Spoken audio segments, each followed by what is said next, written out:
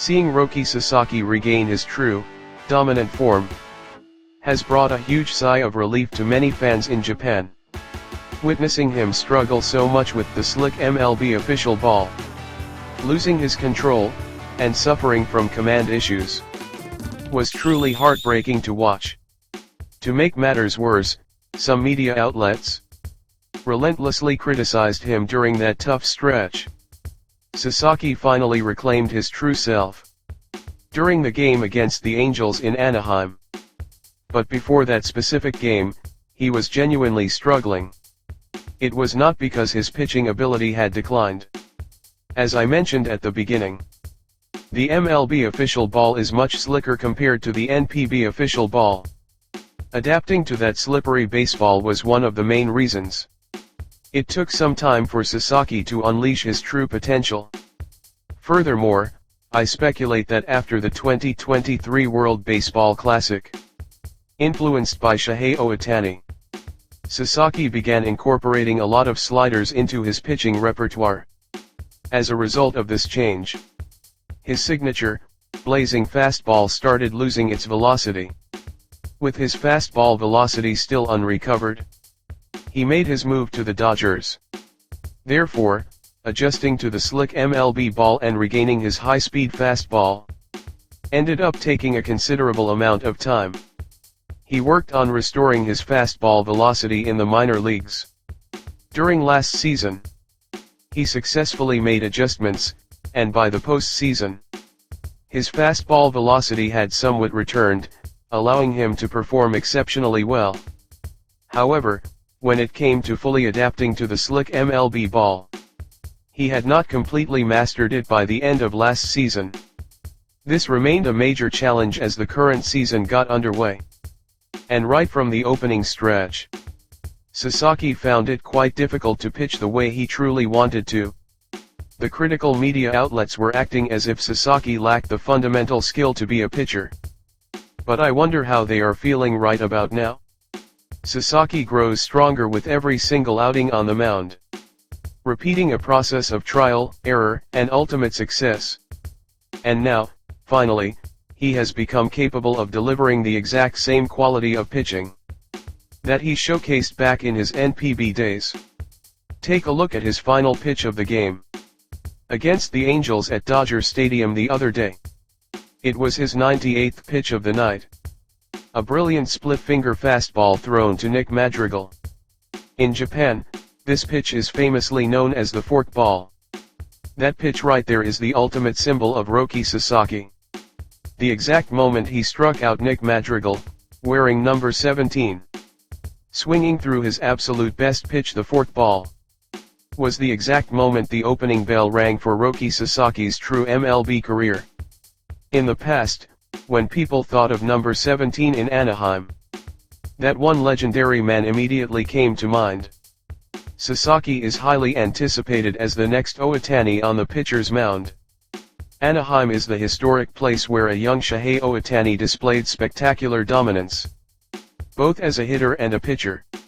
It was during the game against the Angels in that very location where Sasaki delivered his first outstanding MLB performance, grabbing the momentum for his breakthrough.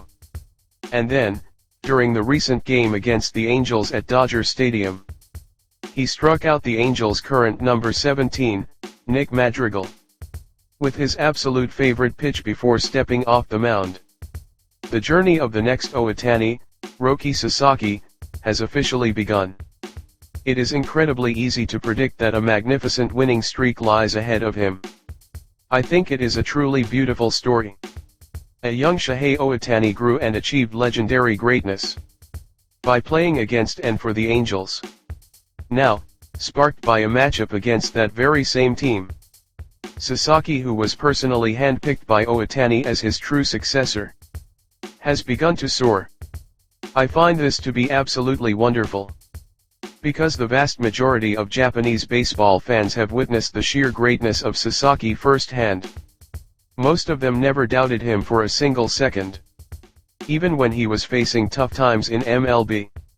I was exactly the same way. The more I saw him struggle on the MLB stage, And the more he was targeted by media criticism, the more I felt compelled to cheer for him. It made me want to believe in him even more. As a result, he has completely recaptured his original, elite form. The harsh criticism surrounding Sasaki has entirely quieted down. And the voices of media and fans praising his performance have drastically increased. Of course, he is still an evolving talent. And there are still many skills that Sasaki needs to master going forward. His very first and most immediate challenge is command. The ability to manipulate the baseball completely at will, just like Yoshinobu Yamamoto does, is absolutely essential. No matter how much velocity you can generate, if you cannot consistently throw the ball into the strike zone, you cannot function successfully as a pitcher. Furthermore, if you cannot hit your exact targets, you can never become the number one pitcher in the entire world. Having a genius pitcher like Yoshinobu Yamamoto in his immediate surroundings provides an incredibly ideal environment for Sasaki. I truly hope he will elevate the precision of his command and master the art of manipulating the baseball flawlessly. His next challenge is increasing his overall velocity. As I mentioned, he is still far from his final form, but considering his immense natural potential, he should easily be able to reach 103 miles per hour. Right now, his velocity mostly hovers around 98 to 99 miles per hour, which stands out, but he absolutely must push that speed even higher. Why is that? It is solely to maximize the effectiveness of that devastating forkball he threw to Nick Madrigal in the Angels game. The higher his fastball velocity goes, the more exceptionally sharp and devastating Sasaki's forkball becomes.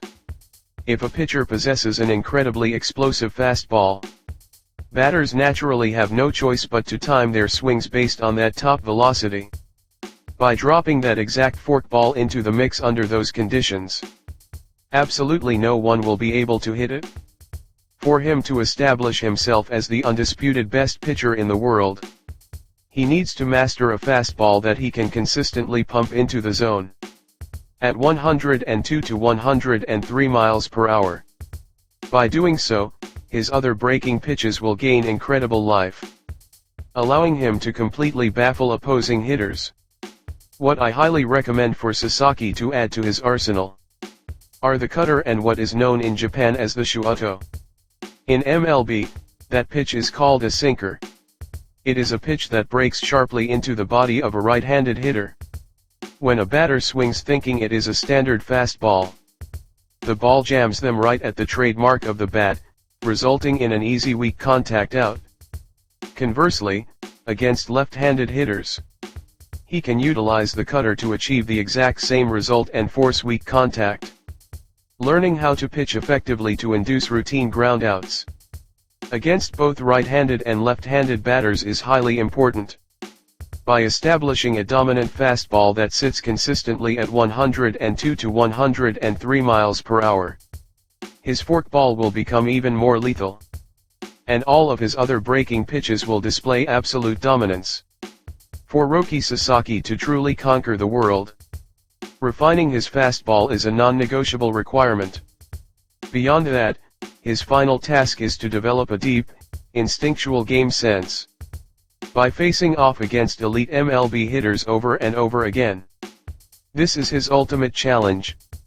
In this modern era, every single aspect of baseball is saturated with data.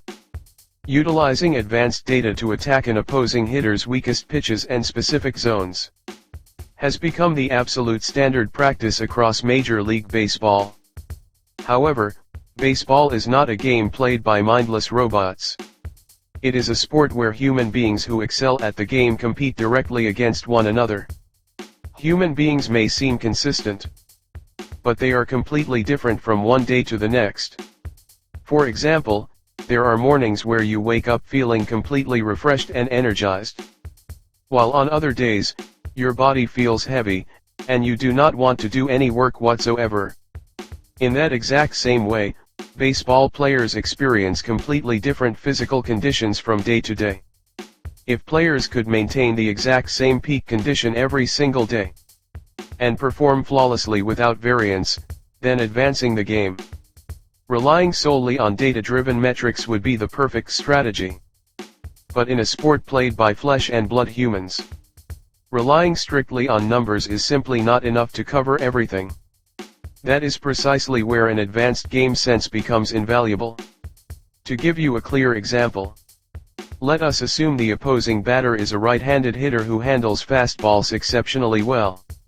If the data indicates that this specific hitter frequently produces weak contact against breaking pitches thrown inside near the body, the battery will naturally attempt to attack that weakness using those inside breaking balls. However, even though the historical data shows he is strong against fastballs, there is absolutely no guarantee that he will be locked in on fastballs on that particular day, or that he will be able to handle them effectively. Depending on the player's unique condition and rhythm on that specific day, there is never just one single way to attack them. There will be days when you throw an inside breaking ball based on the data, only to watch it get hit hard. That is the beautiful complexity of baseball. And the vital tool needed to navigate those shifting moments successfully is game sense. I deeply desire for Roki Sasaki to accumulate experience on countless mounds, and fully acquire this instinct. This is an incredibly sophisticated process that tests a professional ball player's pure intuition. Something that data cannot decipher, and data cannot solve. But if Roki Sasaki wishes to become the absolute best pitcher in the world, it is a mandatory asset. I truly hope he masters it completely, perfecting his pitching command, stabilizing his fastball velocity so he can unleash 102 to 103 miles per hour consistently, and finally, nurturing a profound baseball intuition that transcends data, allowing him to deliver pitches that completely overpower opposing hitters. The moment he clears these remaining hurdles, he will undoubtedly establish an unbreakable status as the greatest pitcher on the planet. I have absolute faith that he can achieve this. I have nothing but the highest expectations for Roki Sasaki. From the very moment he launched his professional career back in Japan, I have never doubted his potential for a single second. That unwavering belief will never change. I will continue to believe in Roki Sasaki, and send him my eternal support.